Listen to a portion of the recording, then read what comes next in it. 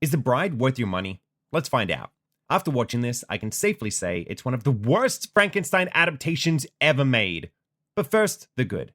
Christian Bale is phenomenal as Frankenstein's monster. I'm not kidding, it's honestly the best performance of this character I've ever seen. It's grounded, nuanced, and completely gripping on camera, especially with his brilliant makeup design.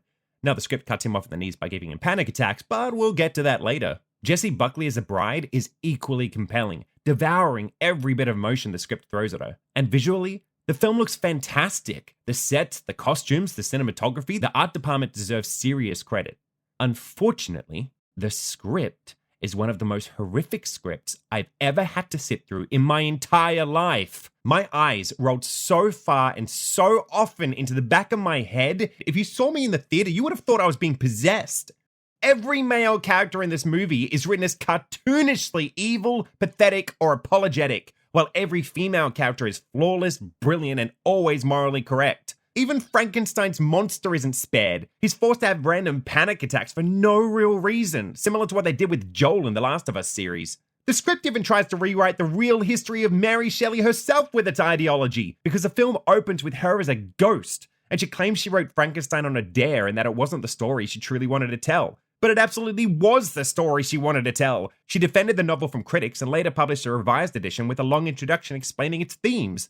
So putting words in the mouth of a real historical person who's now long dead feels pretty questionable. And then the movie gets even stranger. Mary Shelley's ghost possesses a random woman named Ida. She forces her to say random poetry and accuses every man in the room of wrongdoing until she's killed by the mafia. Now, if that sounds ridiculous and confusing, it is. And it gets worse. Because we then meet Frankenstein's monster, Frank, 100 years after the original story. He recruits a scientist to resurrect poor Ida as the bride, who unfortunately is still possessed by Mary Shelley's ghost. So throughout the entire movie, she's forced to say random poetry and expose every man she sees of his wrongdoings. It's nonsense, masquerading as profound storytelling. But to give you an idea of the actual intellect behind this script, at one point, a character complains the public isn't excited about the idea of female astronauts. The movie is set in the 1930s. The term astronaut wasn't even used that way until the space race in the 1950s. And yes, that was a moment my eyes rolled so far into the back of my head, I almost passed out. What's frustrating is that buried underneath all this nonsense is actually a good idea.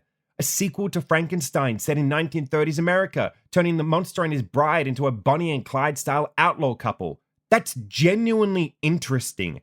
But instead, the film chooses toxic ideology and artistic ego over storytelling, which is ironic, because the real theme of Mary Shelley's Frankenstein is the danger of creators driven by ambition and ego who unleash something into the world without thinking about the consequences.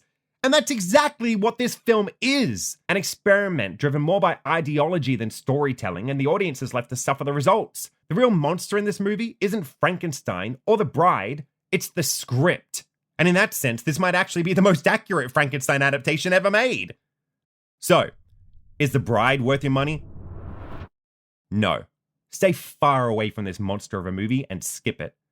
Unless you share its monstrous views. If you like honest reviews that respect your money, hit that like button, subscribe. Oh, and YouTube thinks you might like the video on screen too, so why not give it a watch?